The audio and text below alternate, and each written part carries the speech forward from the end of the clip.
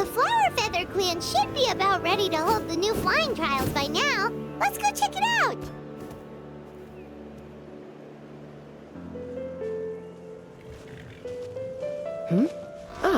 Traveler and Paimon. You came. Yep, and it looks like we made it just in time! Although, can't say the same for the Cuckoosaurs. Bit of a low turnout, huh? Yeah, you'll see why soon enough. All right, get ready. 3, 2, 1, fly! Whoa! We're really flying! I feel light as a feather. I'm flying without a Cuckoosaur. These Phlogiston Wings are awesome! What's going on? Paimon can barely believe her eyes. How did they fly all on their own? The merchants we ran into that day were selling a product called Phlogiston Wings.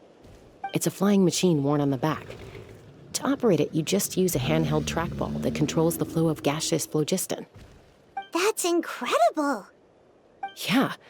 If our tribe, if Natlan mass adopted this technology, it would revolutionize our mobility and responsiveness in times of crisis. Just think of the countless tragedies that could be averted. I feel like I'm dreaming. Did I really just fly on my own without the help of a Cuckoosaur? You'd better believe it! Plus, you just passed a flying trial! Right, Elder Alba? Elder Alba? Should this really count as a pass? If we did the trial using Phlogiston Wings? Why not? The scoring rubric is about flying performance. It doesn't specifically say you have to ride a Cuckoosaur, does it? Yeah, maybe, but... I mean, even Chasca had to ride a Cuckoosaur in a trial, right? And the whole point of a trial is to test both your flying technique and your ability to work with a Saurian companion. Well, if we can fly by ourselves, maybe we don't need to test the ladder anymore. Chasca, Traveler, what are your thoughts on this new invention?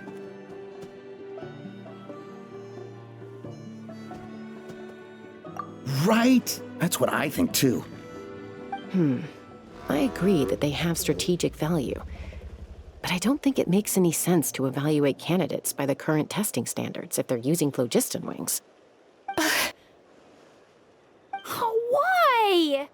Shunan finally mustered the courage to go through with this. And now you're saying it doesn't count? We don't have any experience using these wings in battle, nor is it immediately obvious how to incorporate them into the existing systems in our tribe. Taking a longer-term perspective, I think we need to start by getting thoroughly acquainted with how these things work. Then we can develop a new trial format with new assessment criteria, tailored to candidates using the Phlogiston Wings. You all raise valid points. But Chasca, while your proposal sounds perfectly reasonable, it would probably take years to put it into practice. We lost so many people in that war. These Phlogiston Wings could be exactly what we need to strengthen our forces and boost morale in this trying time. And as for real-world battle experience, there will be plenty of opportunities to gain that. I have high hopes for you, Junon. Huh? Hey, stop staring into space! Say thank you! Oh, thank you. Thank you, Elder Alpa. You have nothing to thank me for. Remember, the way you got your wings back was by relying on yourself. Oh, Elder Alpa! Bad news! Cuckoosaurs are attacking the merchants again! Again? Okay, everyone, stay put while I... Huh? Chasca?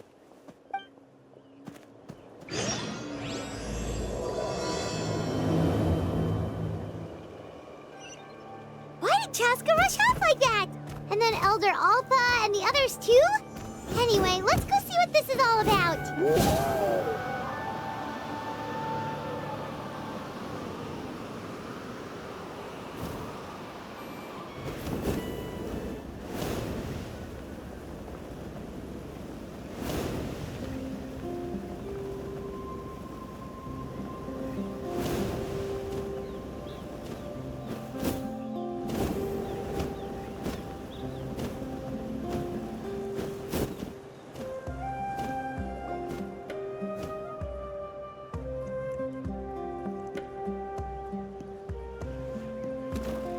no! It's back!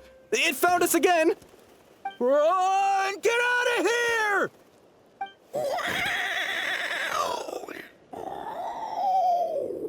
Curses! She's really riled up this time! Hey! Stop running! We'll never outrun a creature with wings! Get back here and let's fight!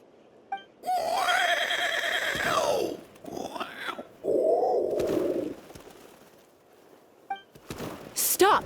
All of you! Chasca!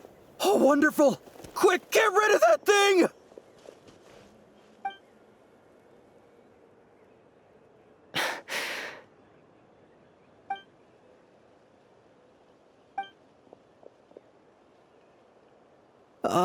What's going on? Why isn't she doing anything? So it really is you. Sister. Wait, sister? That Kukusaur is Chasca's sister?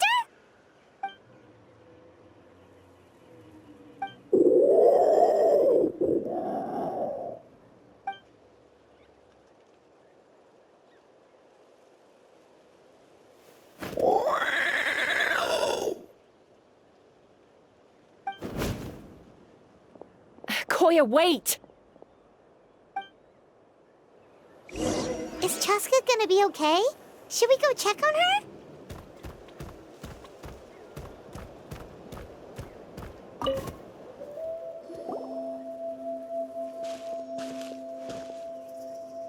Chasca, are you okay? I'm fine. Sorry for making you worry. No point. She's an expert at hiding her tracks. Once she's shaken you off, you'll never catch up to her. At least, I always used to lose to her at hide-and-seek when we were kids. Well, yeah. You know I was raised by Kukusaurs. Anyway, she and I grew up in the nest together. Her name's Koya, and she's my big sister. We played together all the time, chasing each other through treetops or mountaintops. It felt like it would go on that way forever. Until the day I was sent back to live with the humans. Not all Kukusaurs are friendly towards people. Koya, for instance, she's fine with me because we grew up around each other, but she's not fond of other humans. When Mom decided to send me away, Koya strongly protested, and after I left, she became more and more reluctant to interact with humans. Maybe she thinks that humans stole you away from her. It's a possibility, but in any case, we still stayed best friends at first. I had a hard time adjusting to life in the tribe. So whenever something went wrong, I'd run off into the wild and vent to Koya. Ah, so that's what Uncle Cusco was talking about. He said you seemed to prefer hanging out with Saurians to your own kind back then. Yeah, I did. But then, gradually, everything changed. With a new mom and dad, a new tribe, and Koichi, I started getting curious about these humans and made an effort to understand their behavior. The more time I spent with them, the less I spent with Koya. And then, one day, it was Koya's turn to leave the nest. She sought me out and asked if I was willing to leave the tribe and go live in the wilderness with her. As far as I can remember, that was the first time she ever approached a human settlement on purpose. So, how did you answer her? Well, I wouldn't be standing here talking to you if I'd said yes. No, I was torn. On the one hand, I'd already made up my mind to embrace my new family and accept my human identity. But I also knew that Koya wasn't a fan of humans, and I didn't want to disappoint her. She took my hesitation as an answer. She saw it as a personal betrayal, threw a huge fit, and then flew off. We hadn't seen each other since, well, until today. Not for a lack of trying, though. I tried asking Mom where Koya's new nest was so I could talk things out with her. But Koya had already asked Mom not to tell me where she'd moved to. It must be hard for Mom, being stuck between her two daughters. So I didn't press the issue. And I didn't go looking for her. If things carry on like this, I need to make sure I find her before anyone else, even if she doesn't want to see me. For now, let's bring the wounded back to the tribe, and see what Mutota and Elder Alba have in mind.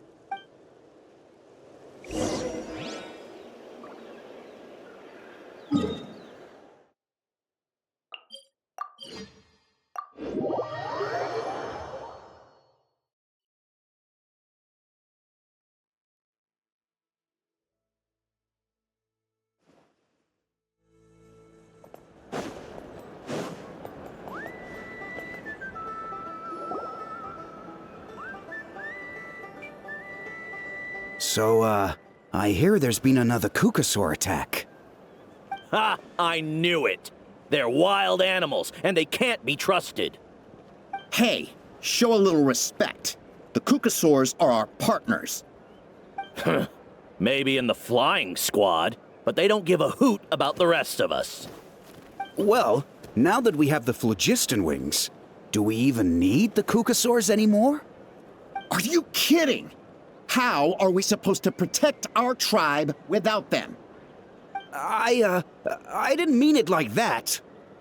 Huh? Protect our tribe? Or are you just scared that your precious flying squad will lose its prestigious position? You take that back!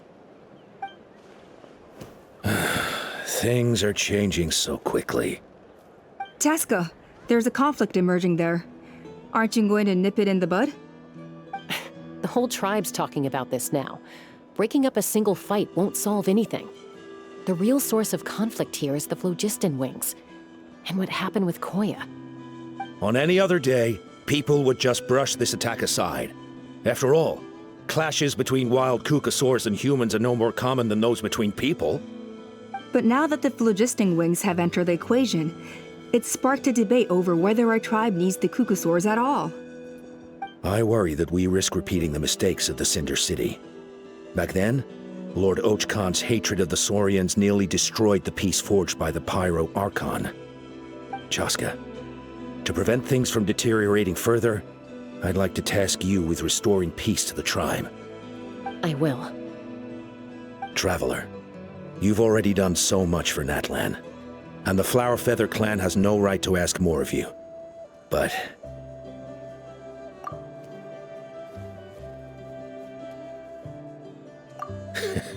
looks like I was making a mountain out of a molehill.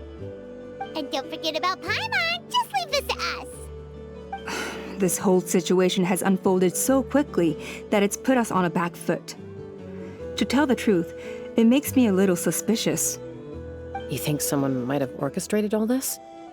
It's possible. Leave it with me. I'll look into it. Also, Chasca, could you try to keep a low profile while you're out there digging around? We don't want to give our hand away. I'll do my best.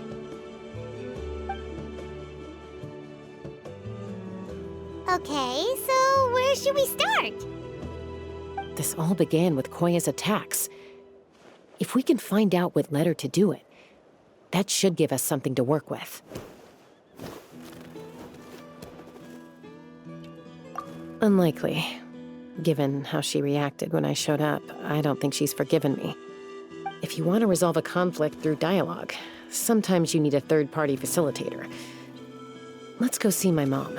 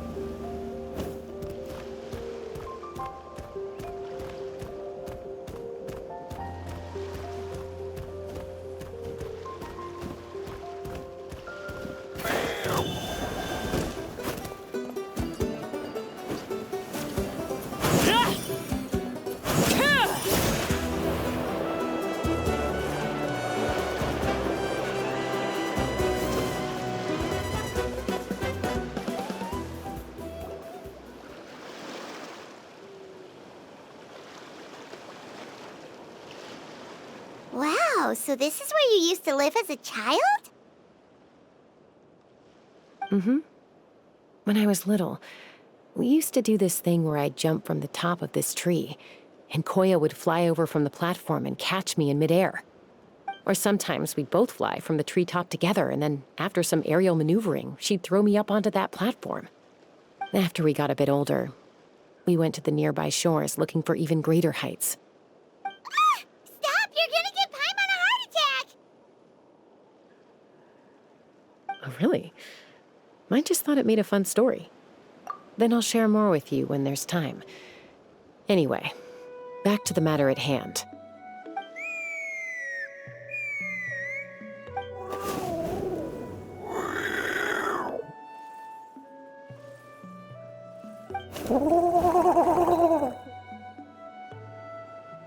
Hey, Mama Bird, I'm back.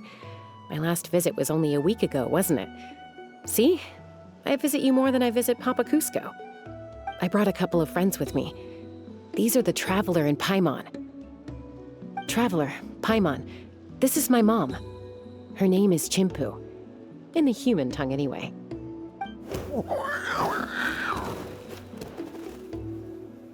Hi!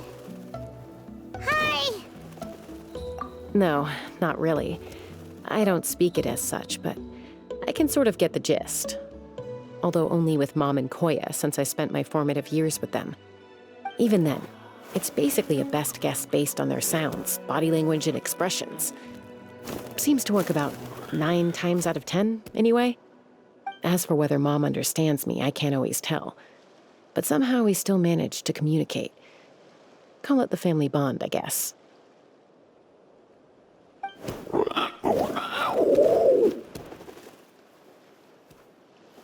Don't worry.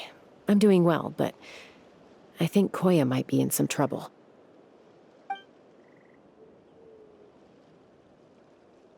I know she's never been a fan of humans, but she's never deliberately attacked them before either. What's behind this sudden change?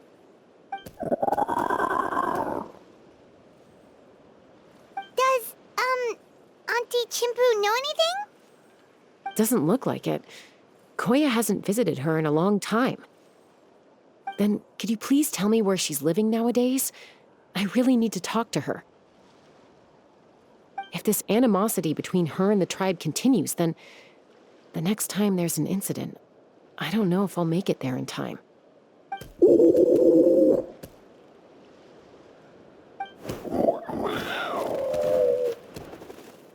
She said she'll take us there. Thank you, Mom.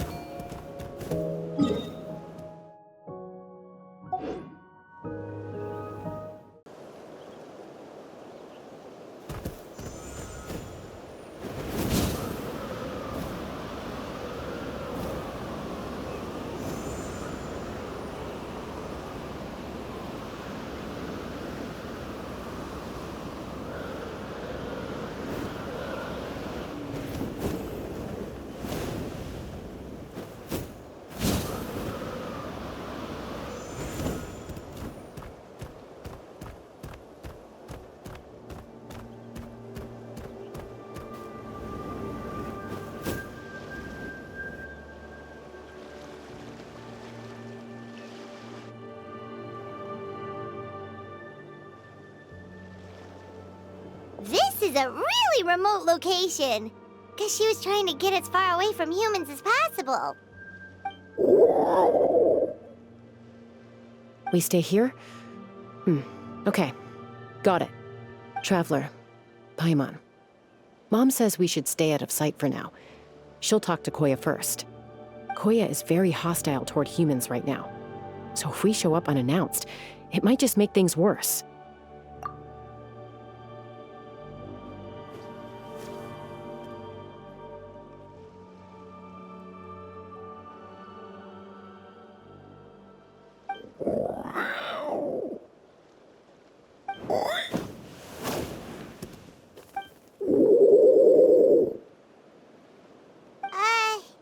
Any idea what they're saying? Sounds like things are more complicated than I imagined. There's evidence in this area suggesting that Koya might have been the victim of a human attack.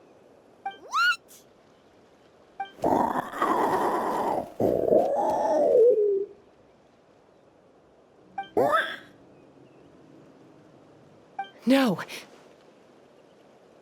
It's Chime, Koya's child. The attackers kidnapped her. They came over the sea, under the cover of night, and they took Chime. What the heck? Who would do such a thing? I searched day and night, and finally found them.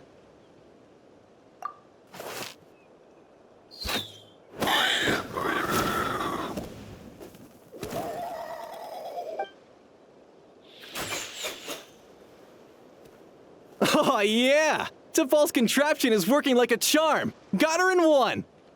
Hey, there's another one! Wait, is that the one that got away last time? Who cares?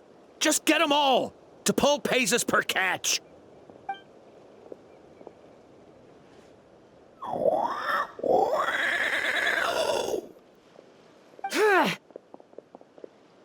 Chasca!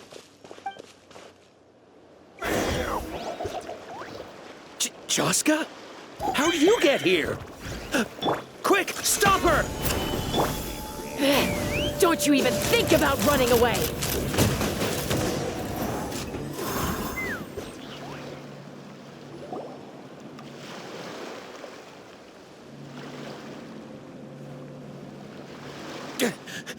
Don't come any closer, or I'll... Go, Phlogiston Wings! Take me out of here! Uh-oh, looks like it malfunctioned. This is bad. Mom and Koya are already injured. And if that thing explodes right next to them...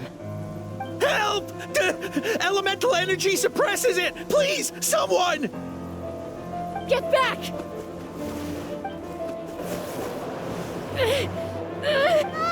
It's still going, and it's getting worse. Guess we need a more permanent solution. All right then.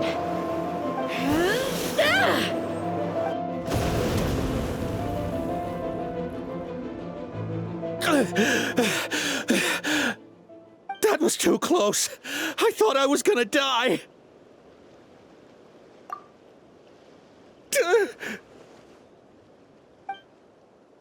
Answer us honestly. Were you the ones who attacked Koya before? I am... No, it was...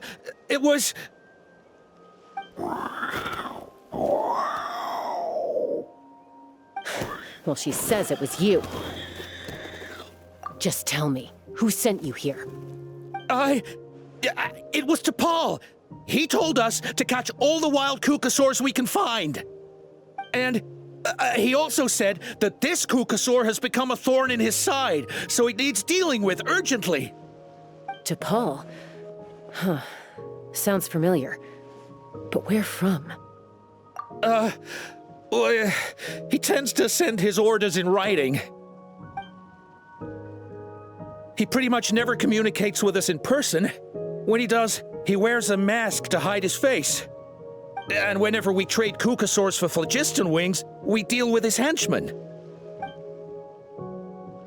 you didn't even make those wings? All we did was slap some labels on them and transport them over here, to make them look like they're imported. To make it harder to trace their origins. I don't know. Honest! Well, that's mighty convenient, huh? What about if I held a gun to your head? Would that change your answer? No need. I'm sorry. I'll tell you everything I know. T'Pol doesn't tell us much, but he always stresses that he wants them alive. So that gives us some clues. This is just a best guess, of course, but we suspect that the gaseous phlogiston stored in the trackballs is drawn directly from the cucosaurs. What?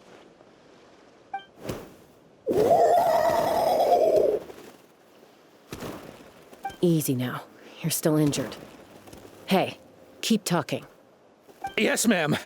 So, the gaseous phlogiston has to be highly refined in order to power the Phlogiston Wings. The slightest imperfection can have disastrous consequences, as you just witnessed. But the cucosaurs have a natural ability to process gaseous phlogiston. So, if you use them as an intermediary, then...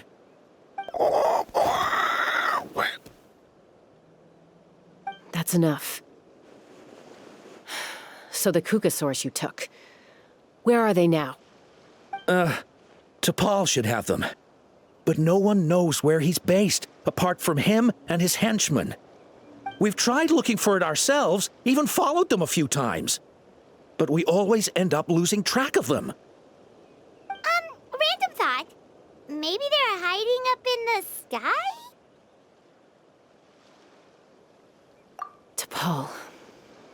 T'Pol. I'm sure I've heard that name. Maybe it was... Chasca, traveler!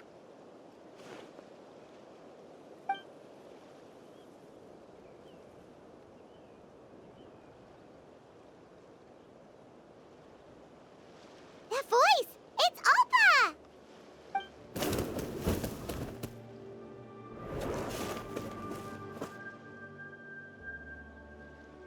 Elder Alba? What brings you all the way out here? Well, I was patrolling nearby when I heard the sound of an explosion. What's going on?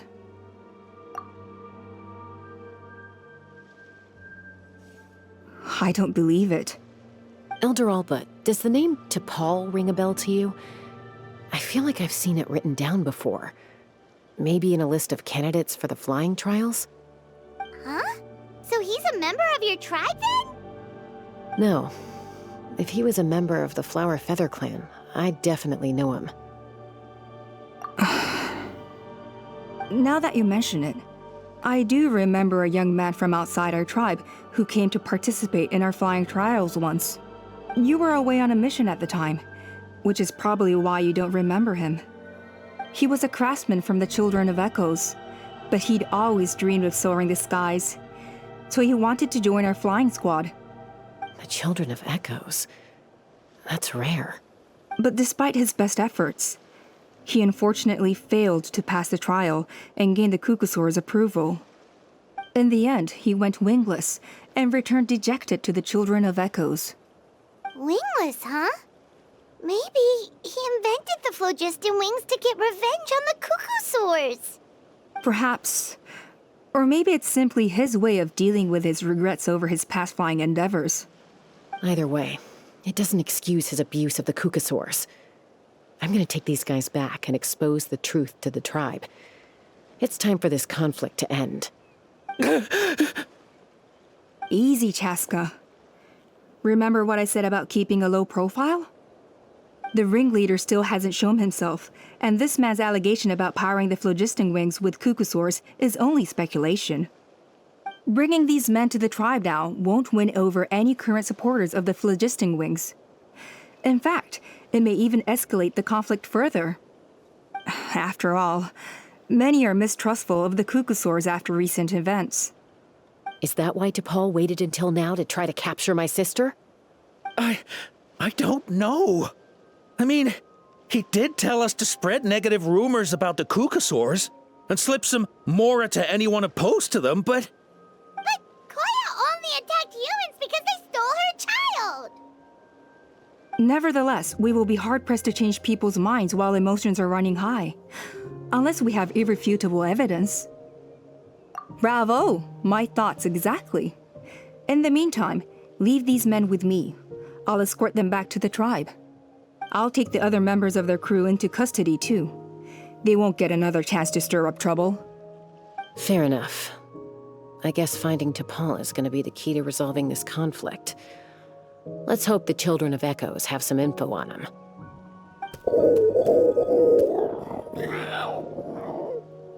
Sorry, whatever it is, it'll have to wait till this is all blown over. I have to fix this situation before it spirals out of control. Mom, Sis, rest up and get well soon. I gotta fly.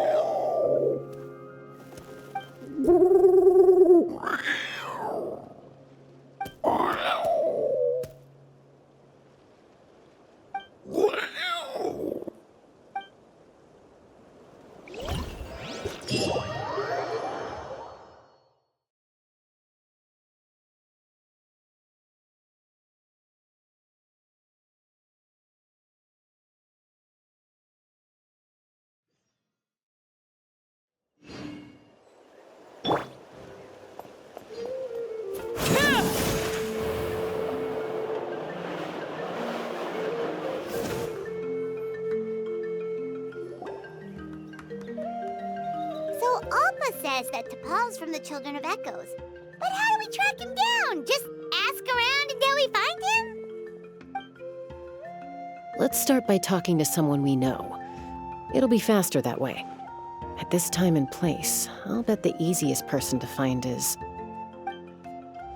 Wakey, wakey, Shilonen! Oh, it's you. Okay, give me a second. I'll come down.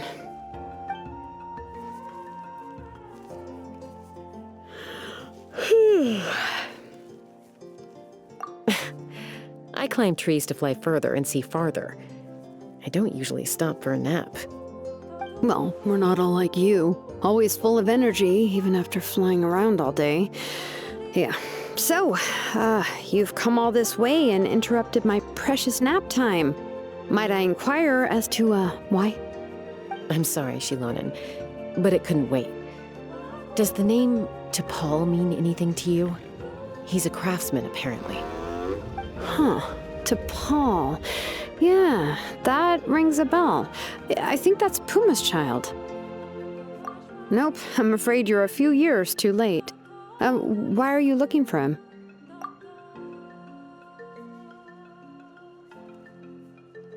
Huh, Phlogiston Wings. Wow, okay. The kid actually pulled it off. Well, looks like, no more rest for me today. Pulled it off? You mean he's tried making something like this before?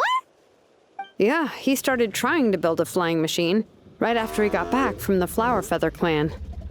So right after he went wingless, then. Was this flying machine anything like the gun you made me? You mean your gun that's harder to tame than the proudest Kukasaur? No, he wanted to build something that allows anyone to fly freely, even if they're not naturally gifted. But he never got very far back then, though. Blew up his workshop a few times and barely made it out alive. I never really kept up with him after that. His parents traveled a lot in their youth and only returned to the tribe after he was born. But they settled in a remote area and don't interact with other people much. Which means most people in the tribe don't know them very well. Your best bet is to chat to his direct family. I'll, go get Puma. Wait for me in front of the workshop. I won't be long.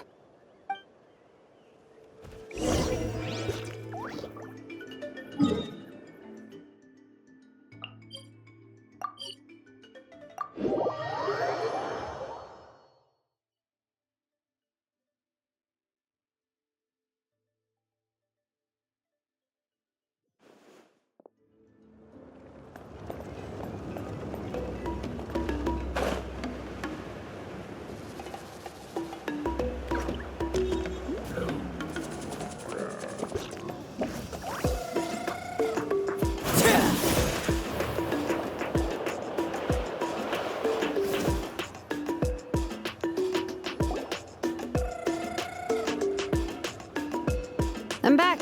Allow me to introduce T'Pol's mother, Puma.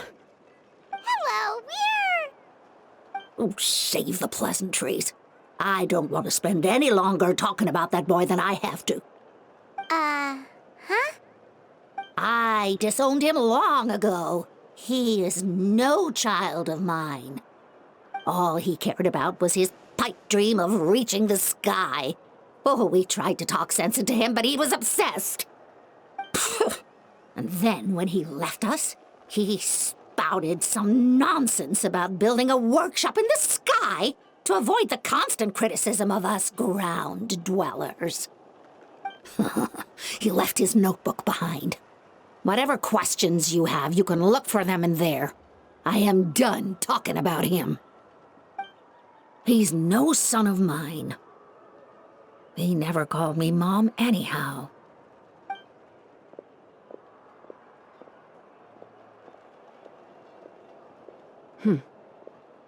Wow, they've really fallen out. Paimon sure wasn't expecting that. Her husband, T'Pol's father, he passed away recently, and T'Pol didn't even bother to show his face at the funeral. If you ask me, that was probably the final straw for Puma. I'll go keep her company. If there's anything else you need, just come and find me. Thank you.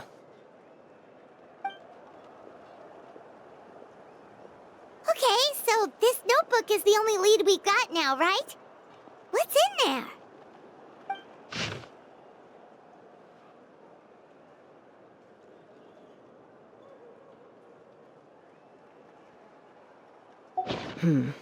Some early designs for the Phlogiston Wings, and some theorizing about an airborne workshop. Natlan, the Cinder City. Looks like that's where he got his technological inspiration from. So, was he serious about the workshop in the sky? But that's such a big project for one person. Do we think he actually pulled it off? Oh, yes. The one from the trial arena that was super high up!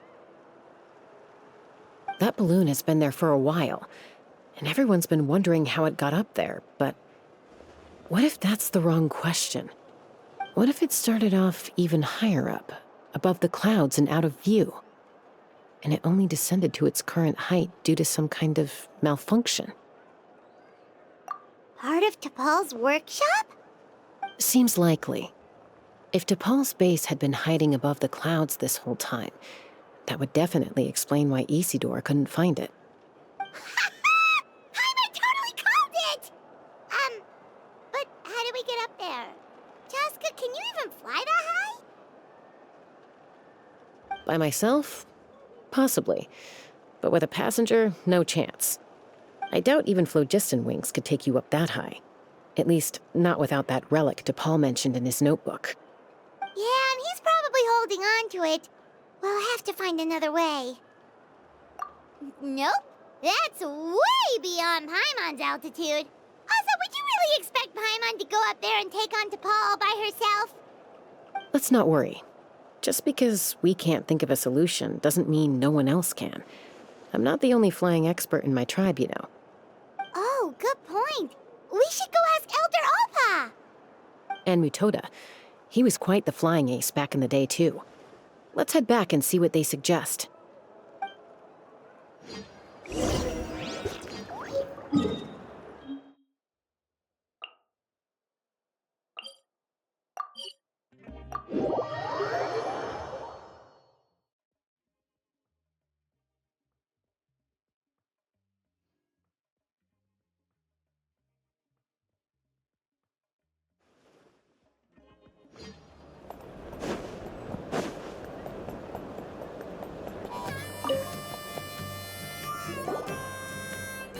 Chasca, you're finally back.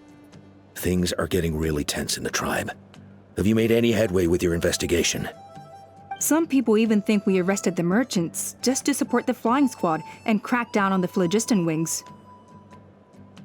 We found some promising leads, but there's a major obstacle standing between us and the irrefutable evidence we need.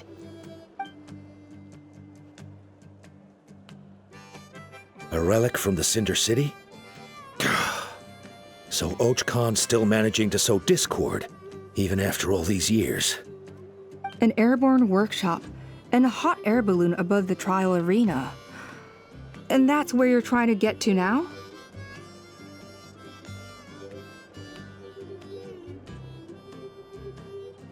Neither Phlogiston Wings nor a Kukusaur can take you that high up. Do you really think that's where T'Pol is hiding? You know what? There might just be a way. Really? Do you still remember those spouts in the arena? When they were all blocked, the gaseous phlogiston was trapped and unable to flow. But now, it's flowing freely. If we were to block them up again... You mean all of them except the one at the very top of the arena? To build up the pressure there? Precisely. With all the gaseous phlogiston flowing through one spout, it would create a high-pressure wind current. And then we just ride it up into the sky! Yes, it has its risks, but with Chasca's abilities, I think she could manage it. It's an extremely risky approach, but I agree that it's feasible. If you want to give it a try, check with Inkanak at the trial grounds. She can explain how to block the spouts. Chasca, if anyone has a hope of seizing this evidence from the high heavens, it is you.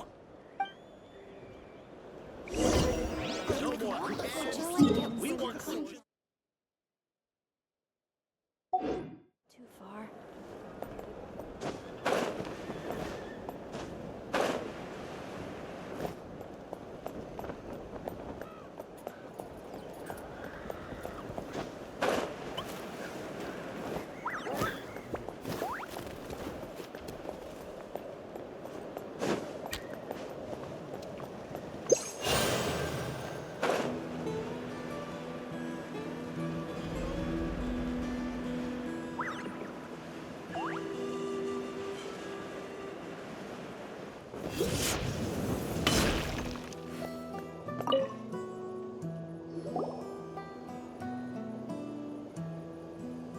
Goodness me, that is a very bold idea. Maybe so, but we have to act fast. What's the quickest way for us to block off the spouts? From a technical perspective, I'd have to advise taking some measurements and carefully planning this out first. But I'm guessing that's not what you want to hear. Then we'll have to take the rough and ready approach. See the solid phlogiston over there? Our prior inspections revealed that some kind of stable structure has formed inside, making it highly damage resistant. It's not without its weak points, but unless they're all struck at the same time, the structural integrity won't be threatened. So, what happens if we do strike them all at once? It'll collapse. Okay, I see where you're going with this. Yeah, you got it. As long as you hit all the weak spots at once from the right angle, the solid phlogiston will fall right on top of the spout and block it up. You're right about rough and ready. Sounds like my kind of plan.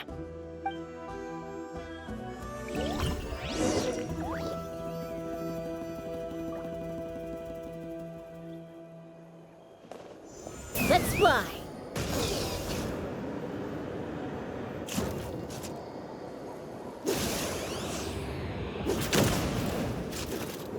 Look! There's a chunk of solid phlogiston right over that spout!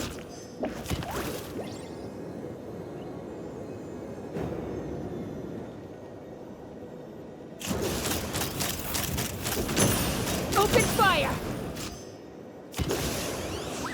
Locked on!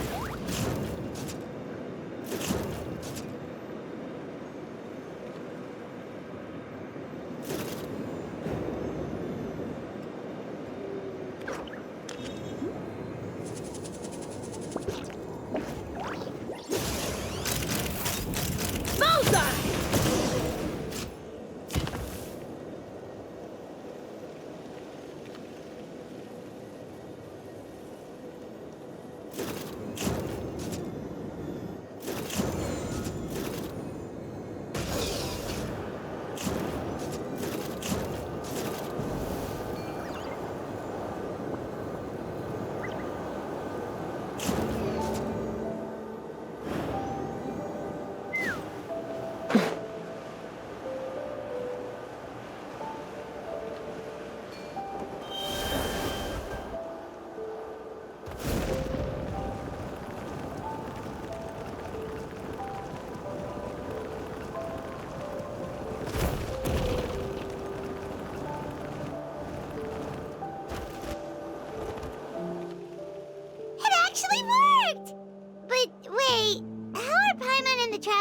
supposed to get up there? Koya can give you a lift.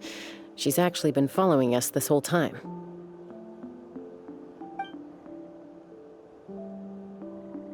Wow, Paimon didn't notice at all. Well, probably because she didn't want to get too close to humans. Or maybe just me. But right now, we need her power.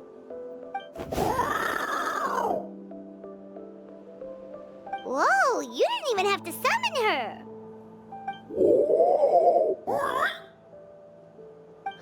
Yes, up there. That's probably where Chime is. All right, let's go have a little talk with this T'Pol.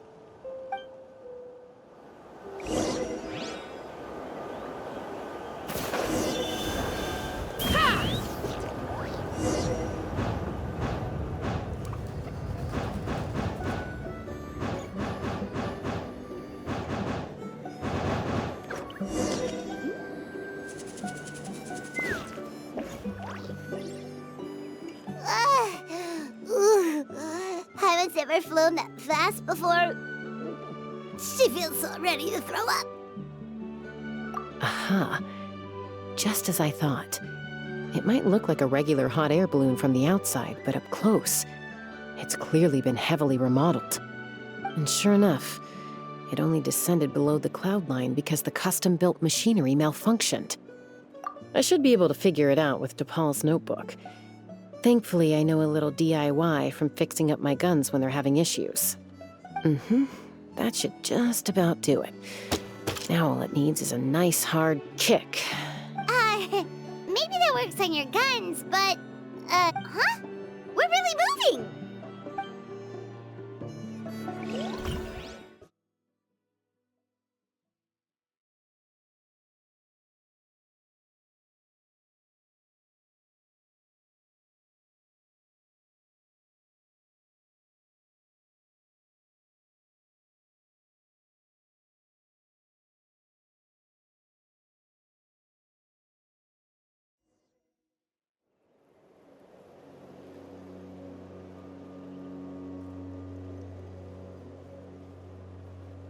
Here it is! The workshop in the sky! Oh, you gotta see it to believe it. Makes you wonder why T'Pol even bothers with Phlogiston Wings when he has tech like this. Well, according to the notebook, the platform beneath us runs on components from the Cinder City. Those can't be mass-produced. Also, I have some doubts about its mobility after seeing how it moved just now. For someone like T'Pol who dreams of flying freely, this definitely doesn't cut it. But if he's got that relic, he should be able to make a set of prototype wings for himself, right? Why bother making a whole flying workshop so he can mass-produce them? But this doesn't add up. If he's already achieved the power of flight, then he must have bigger dreams we don't know about. But what? With any luck, we'll find the answers in his workshop.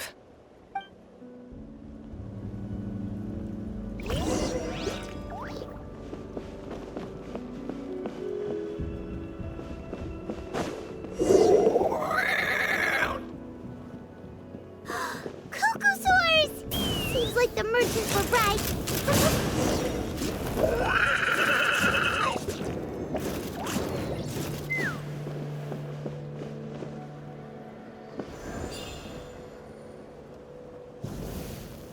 Let's fly.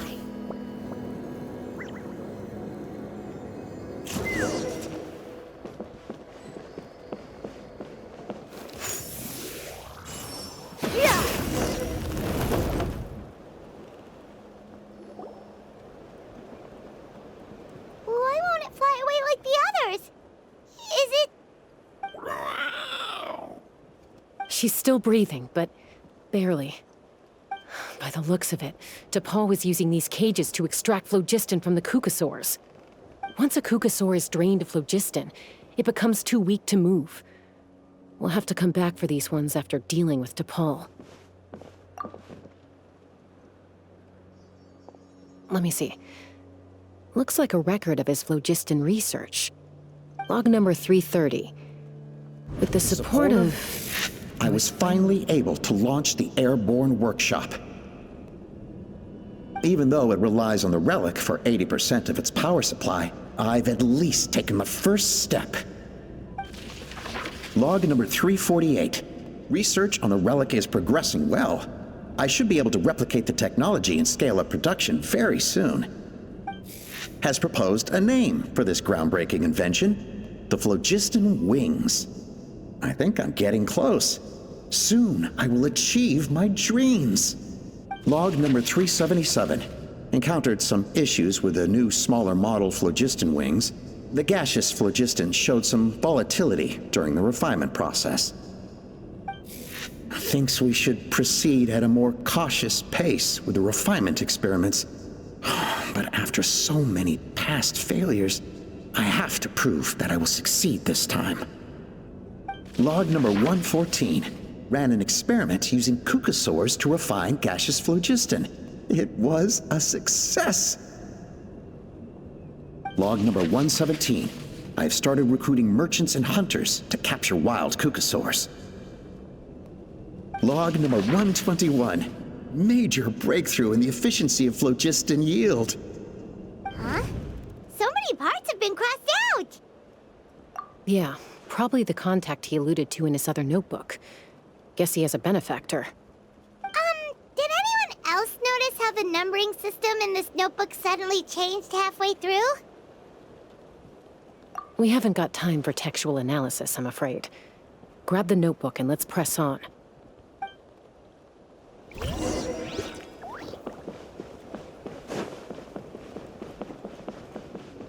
Huh. Never seen one of these before. Looks like this was built with the Cinder City components, too. You're not thinking of giving it a nice hard kick, are you?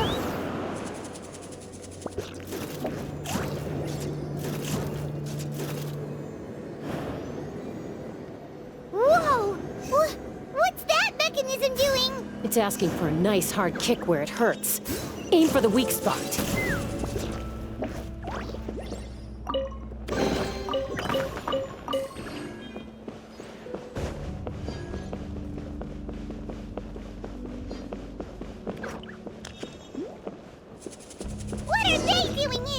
It's Paul's henchman. He must have brought them here using the relic and his prototype wings. Watch out!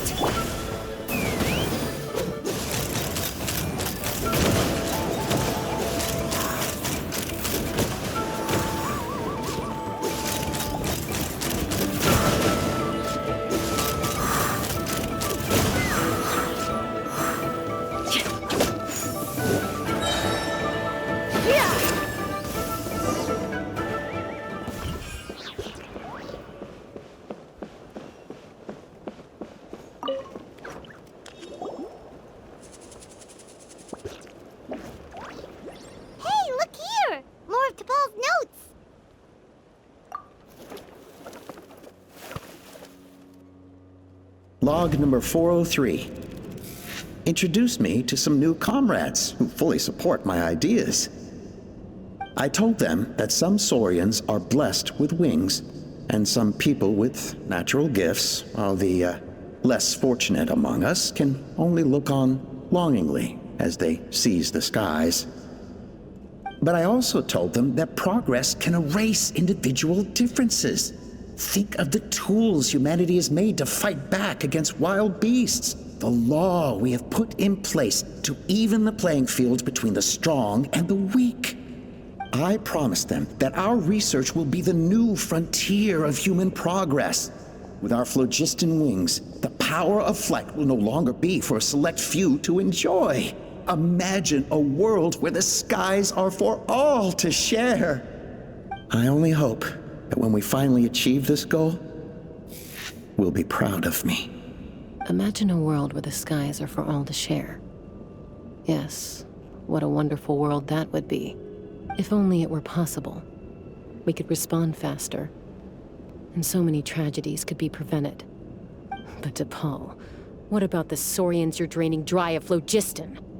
You're not sharing the sky, you're stealing it! Bad move. I won't let you get away with it.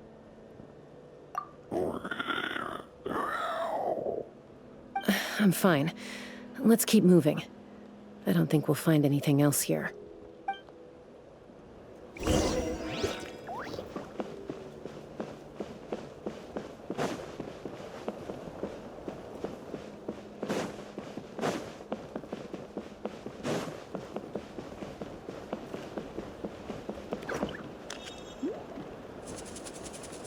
Take me up!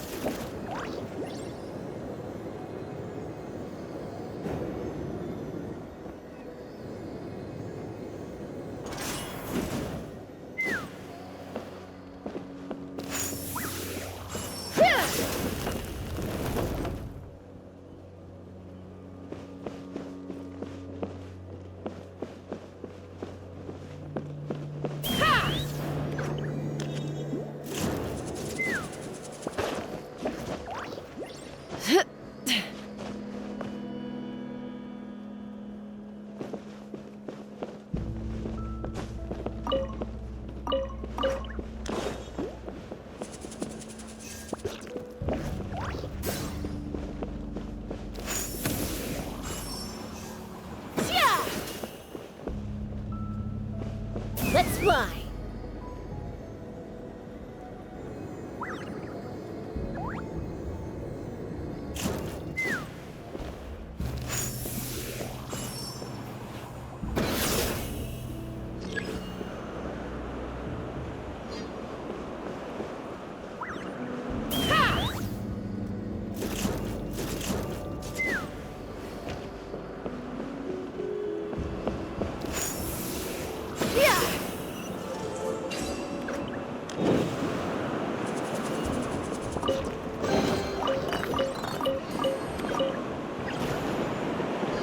Take me up!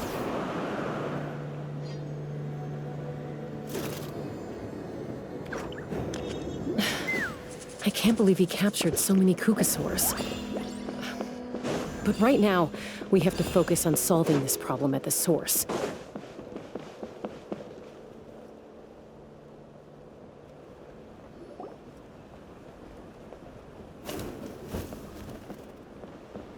Looks like we've reached the center of the workshop. And still no sign of Koya's baby.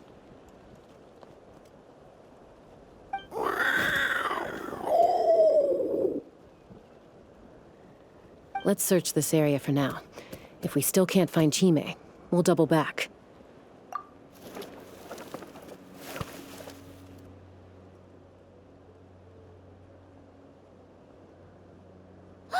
Chasca, Traveler, come quick! What is it? Did you find Chime? Not yet, but look! It's another one of T'Pol's notebooks! All right.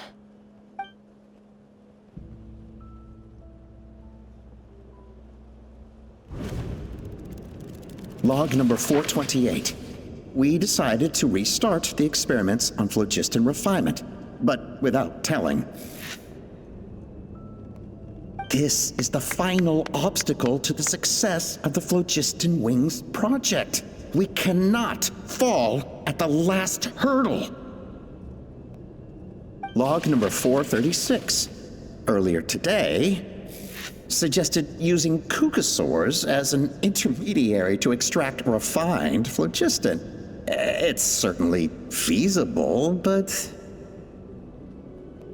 Anyway, as long as our secret experiment succeeds, I'm sure won't bring it up again. Log number 443. We will conduct the experiment tomorrow. But birthday is coming up, so hopefully we'll have a birthday surprise for her. Log number 444. Huh? Why is this log empty? I guess whoever wrote down the log number was prevented from recording the results.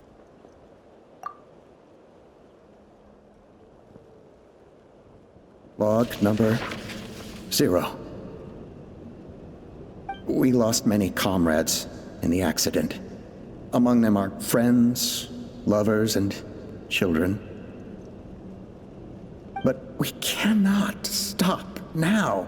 We will keep their legacy alive and carry their dreams forward. As of today, we are scrapping the artificial refinement method. Instead, we will focus all our efforts on phlogiston extraction from live kukasaurs. They are arrogant beasts whose existence in the wild serves no one but themselves. Their true worth lies in their sacrifice for the sake of human progress.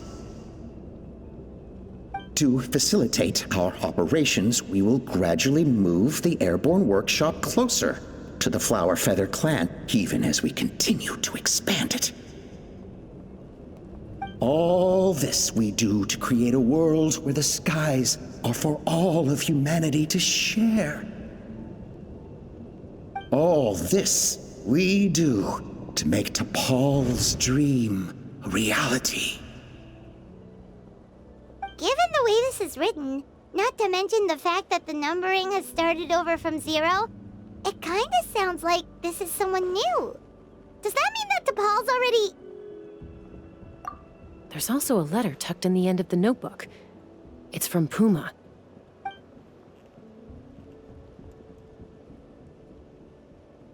T'Pol, I don't know where you are right now, so I don't know how to reach you. My best bet is to send this letter to the Flower Feather clan. Your father is gravely ill.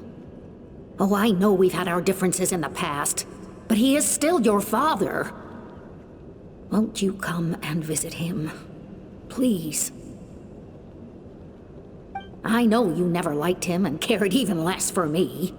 All you ever yearned for is the sky. And your birth mother. But we'll still be waiting here for you if you do come back. This may be the last chance you'll get to see your father. So Puma's not T'Pol's real mom? Huh. Well, she did say he never called her mom, but Paimon assumed she was just venting. We know that T'Pol's father passed away quite recently, and this letter looks recent. By contrast, the writing in this notebook is old and faded. It looks like the real reason T'Pol didn't attend his father's funeral is because he'd long since passed away himself.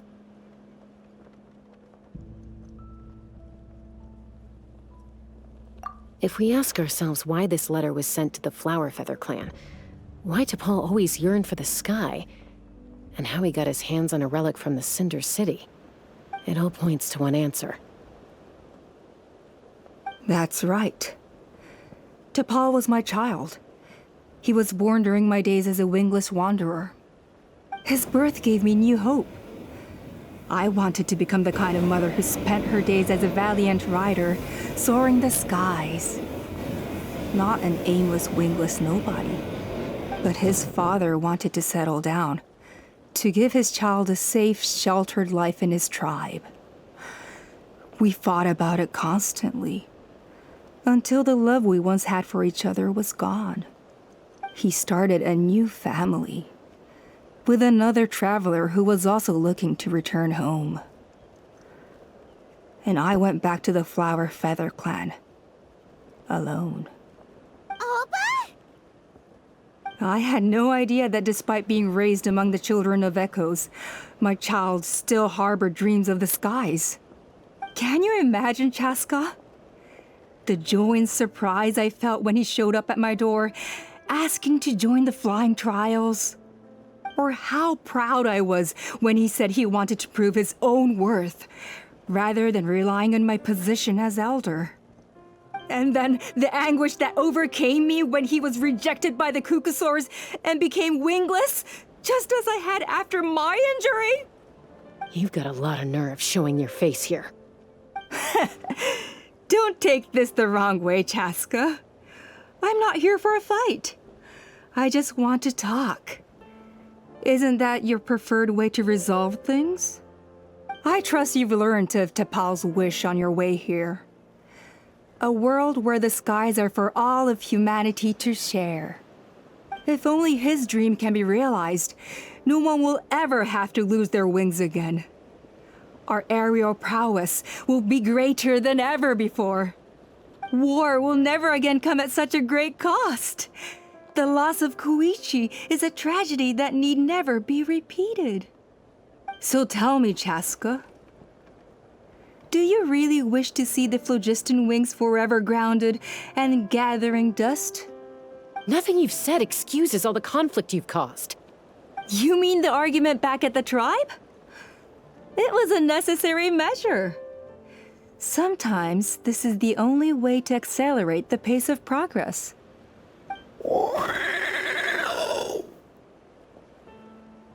Is a mother harming her children when she coaxes them into swallowing a bitter pill?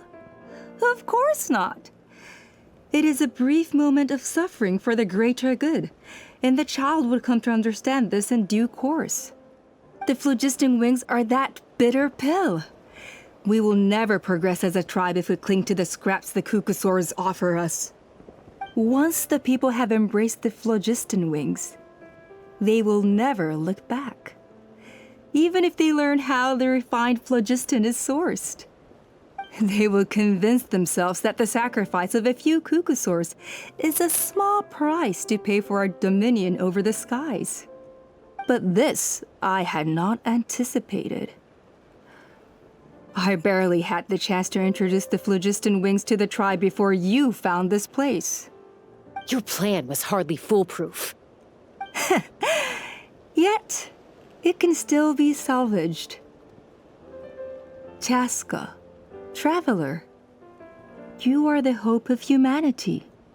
I'm sure you have your doubts about my methods, but know that my love for humanity and for Natlan is genuine. You know me, Chasca. And you know that I've always treated everyone in the Flower Feather clan as my own children. As fellow humans. Surely you can understand my perspective. Ulpa, Natlan doesn't belong to humans alone. And truthfully, neither do I.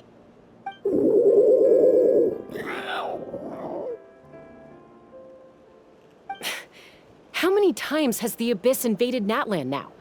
And yet despite how much stronger it is than us, Natlan still stands as a nation of humans and saurians. Peace imposed by force will crumble in a matter of days, because social bonds are what hold a civilization together. Weren't you the one that taught me that? And yet you would break the bond we share with our saurian companions to take more power for ourselves? That's as stupid as hacking your own arm off to use it as a club. They are wild beasts, driven purely by instinct. How could they possibly understand human social bonds? How did someone like her ever become a writer? You overestimate them. They bow to the strong and shun the weak. That's all there is to it. They never gave Tepal a second glance when he was at his lowest, nor me when I returned injured from the Cinder City. It's all about survival of the fittest for them. Plain and simple. They obeyed me once I proved myself stronger than them, but the moment it serves them better, they'll abandon me in a heartbeat. You're wrong, Ulpa. They only reject the wingless because they don't want to fly anyone to their death. Chasca, I will promise you this. Only the unruliest wild Cucusaurs will be used for phlogiston extraction. The ones who have nothing else to offer to humanity. Well, that's too bad. Because I know a few unruly wild Cucusaurs who don't think that idea is gonna fly. Namely my mom, my sister, and me. And the others? To us, they're friends, family, even children. So if you want to put any of them in one of your cages, you're gonna have to go through us. Is that right? I knew you might be difficult to convince. Maybe this will change your mind.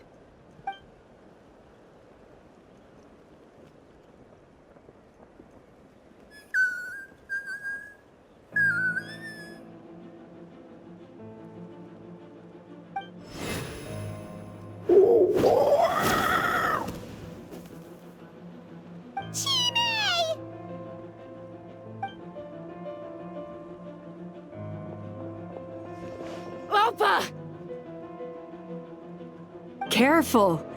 Don't make any rash decisions. Unless you want to see her suffer. Oh no, that's one of the extraction cages! I told my subordinates to take control of the tribe while I was away. Luckily for them, Our strongest warrior and our most powerful ally aren't there to stop it. Take control? What are you planning to do with Mutota and his supporters? Merely accelerate their inevitable downfall. They cannot stand in the way of progress forever. It is not the move I wish to make, but I'm afraid you and your friends force my hand. And since you insist on opposing me too, I have no choice but to keep you here until the dust has settled. So that's what you meant by I just want to talk. You never intended to negotiate. You just wanted to stall us. No, Chasca. I genuinely hoped I could win you over. You are the strongest warriors we have. Put down your weapons, and I promise you that no harm will come to this young Saurian. I just need you to stay here for the next couple of weeks or so, while my people consolidate their power. Then, I will give her back to you, and you'll be free to leave. As long as the majority supports our vision, even the Pyro Archon cannot meddle in our internal affairs. Your vision is deranged, and the Flower Feather Clan will never support it. You sure about that? Then wait here and see. Time will tell. What do we do? Even if the whole tribe fights back, Mutota's in grave danger!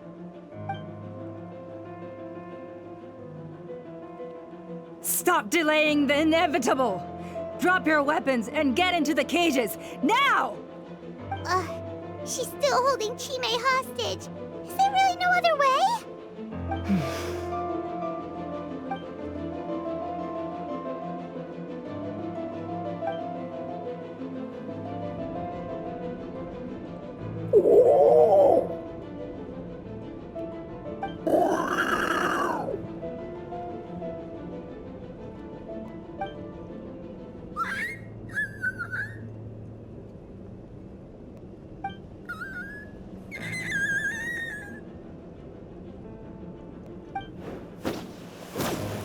Koya? Huh? What are you yapping about?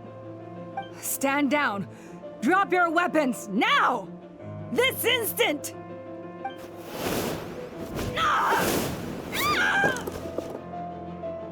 No! The relic!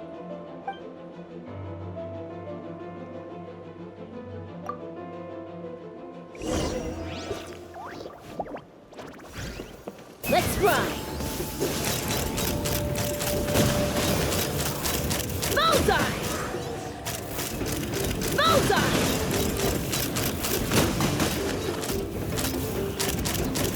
Give up, Alpa. We're negotiating my way. Hey, nothing's up with this relic!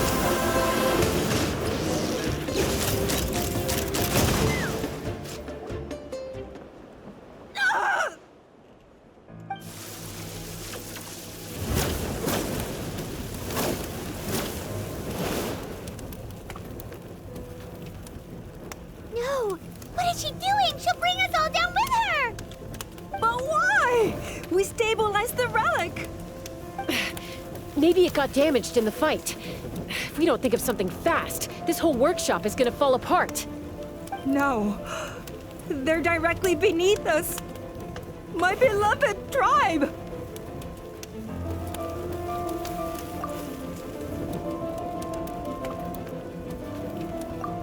Okay,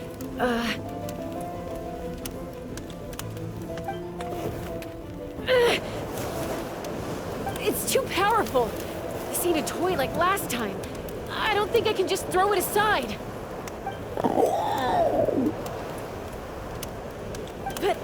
But we need to get it far away before it explodes. Then the tribe will be safe, and so will this workshop. Koya, remember when we were kids? Come on, let's take this thing high up into the sky.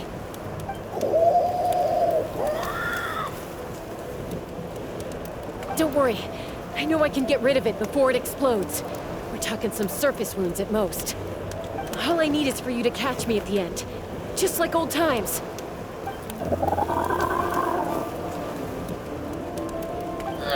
I can't hold it back anymore. We have to go! Don't be insane! Alpa! What are you... You're a fool, Chasca! Why would you choose such a risky solution? We cannot entrust the safety of our tribe to this wild Saurian! I'm the fool. You really think you can stand a better chance than me?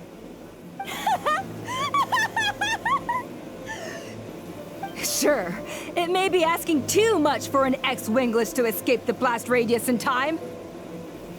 But I can fly it a safe distance away, even if it's the last thing I do.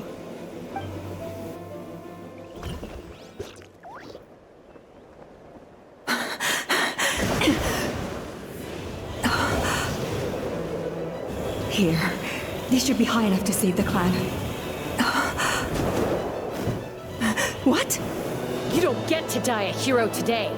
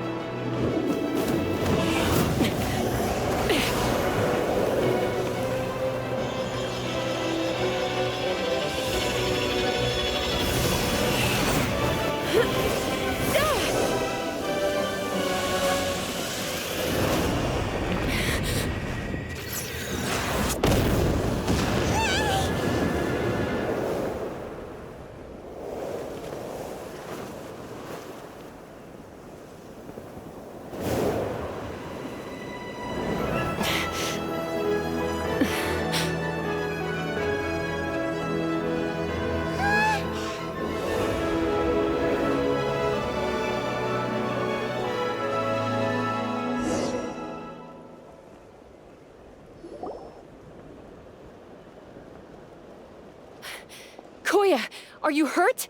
Let me take a look at you.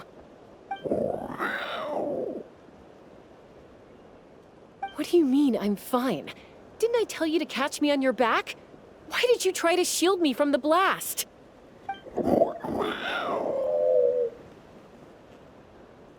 Accident?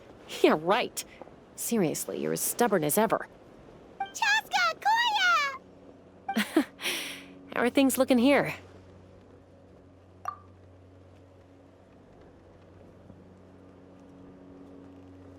I think that's putting it mildly. I owe you one. Again.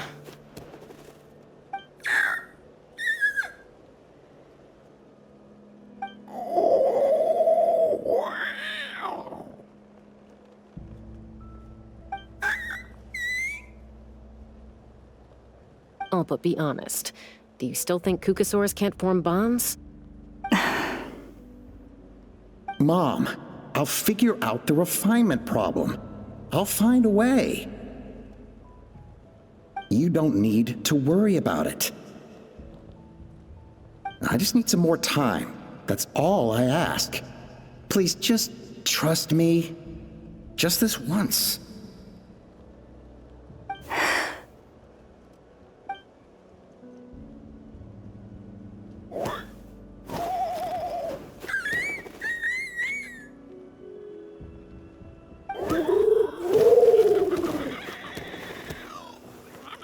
The Flower Feather Clan yield to the strong.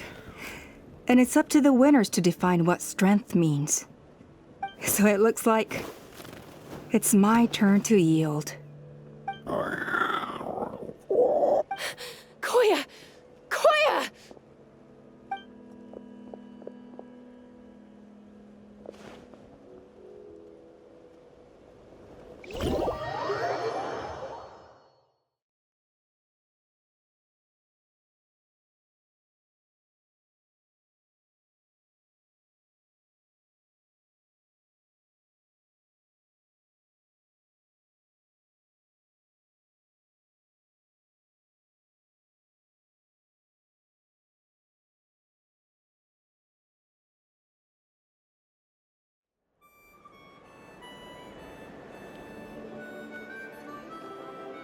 So, you're absolutely sure it's not because of the explosion? Yes, for the 10,000th time, I'm sure. The blast barely touched her. The reason she fainted was old injuries playing up, compounded by overexertion in recent days. The moment she finally relaxed, all the built-up stress finally caught up with her. And no wonder.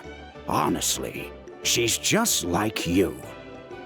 Anyway, now you know how we feel when you go off risking life and limb. Your mother and I would both appreciate it if you lived less dangerously. You know she wrote to me from the Masters of the Night Wind, just to scold me for not doing enough to keep an eye on you.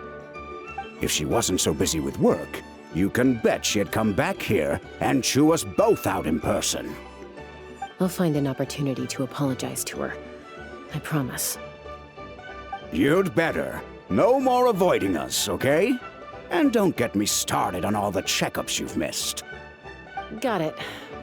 Got it. Huh? Koya? You're awake. I'll go let everyone know. Hey, but we're not done talking. What are we gonna do with her, Even after everything that's happened, she still hasn't figured out how to start the conversation with you. She keeps saying, I don't think Koya has forgiven me yet. But if you ask me, she's the one who's scared to open up and have an honest conversation. For all her confidence, she's a very sensitive soul underneath. You'd think as a peacemaker, she of all people would know how to reconcile with her family after a falling out. She must have been a handful growing up. Thank you for being there for her. And of course, thank you for keeping her safe when you were up there in the sky. Koya, Uncle Cusco, we're here! Ha! I was just telling her that she's not to go chasing danger with Chasca ever again. Cusco, I understand how you must feel. But it's all thanks to Koya and Chasca's efforts that the airborne workshop didn't come crashing down on our heads.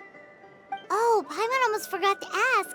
They didn't hurt you while we were gone, did they? Thankfully, when her co-conspirators tried to arrest me, I was out coaching Koya and Junan. The two of them were a huge help. They took care of things while I went around rallying the resistance. So, in the end, Alpa's would-be revolt didn't really get off the ground. And as it turns out, not all of the wingless want to see our dear Saurian friends replaced with phlogiston-powered gizmos. I'm so sorry you got mixed up in this, by the way. We should have caught on to Alpa's scheme sooner. We could have saved so many Kukasaurs from getting hurt. Most of the airborne workshop has now been dismantled. We've just left one small, harmless part intact, and repurposed it as a jail for Alpa and her cronies. Let's see how they like being locked up in a sky prison! So, it looks like there's just one last conflict left to resolve. Peacemaker, you're up. I said I had to wait until things had blown over, didn't I? And now they have. But I still have no idea what to say. Koya, I just want to say, I'm sorry for how things went down back then.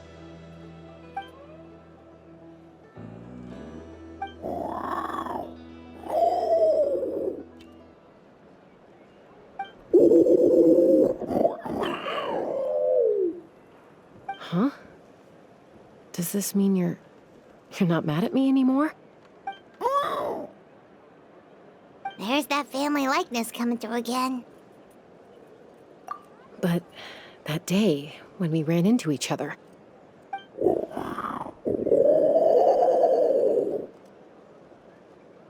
Huh? So then, when did you finally make your peace with it?